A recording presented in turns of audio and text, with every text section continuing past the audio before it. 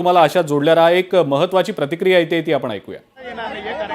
शिक्षा कायम ठेवलेली पाहायला मिळते, त्यामुळे कुठेतरी अटक जरी कळली असली तरी आमदार हा प्रश्न उपस्थित राहायला मिळतो. समोर बघा मॅडम.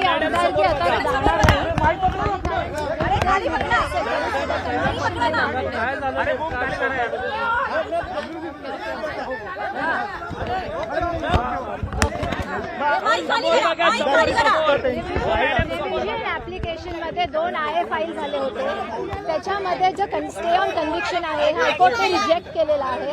फक्त सस्पेन्शन अलाव केली आहे आणि बेल ग्रांट केलेला आहे. म्हणून जे कन्व्हिक्शन जे अपिलेट कोर्टने जे ठरवलेलं होतं ते अजूनही वैद्यकीय जो अहवाल आहे हा देखील मांडण्यात आला.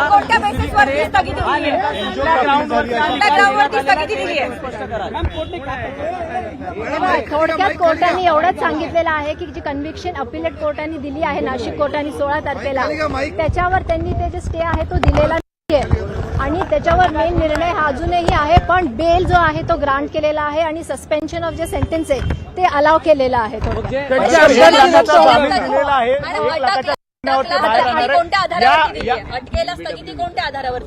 नाही, जे काही आर्ग्युमेंट्स तिथे केलेत आणि जे एव्हिडन्स त्यांनी दाखवले त्याच्यात काही शॉर्टकमिंग्स वगैरे इत्यादी या सगळ्या गोष्टी कन्सिडर केल्यानंतरच त्यांनी बेल दिली आहे. पण कन्व्हिक्शन जी आहे ती अजूनही कोर्टाने असं म्हटलेलं नाही की खालच्या कोर्टाने जे निर्णय दिलाय तो चुकीचा आहे असं काही हायकोर्टाच्या सुनावणीची तारीख काय दिली आहे? पुढच्या सुनावणीची अजून तारीख आली पण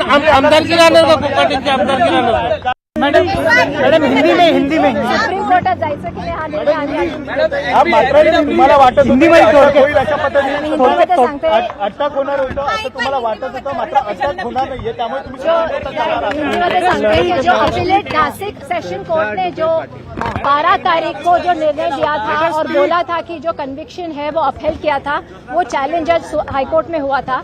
हाईकोर्ट में जो स्टे ऑन कन्विक्शन का एप्लीकेशन है वो रिजेक्ट कर दिया गया है और जो बेल है वो ग्रांट किया है और सस्पेंशन ऑफ सेंटेंस जो 2 साल की सजा थी उसके ऊपर स्टे दिया है.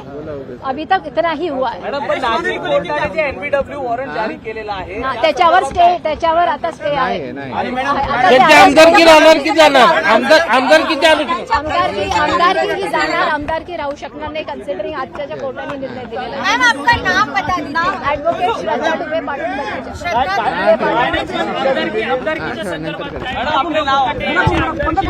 श्रद्धा डुबे पाटील.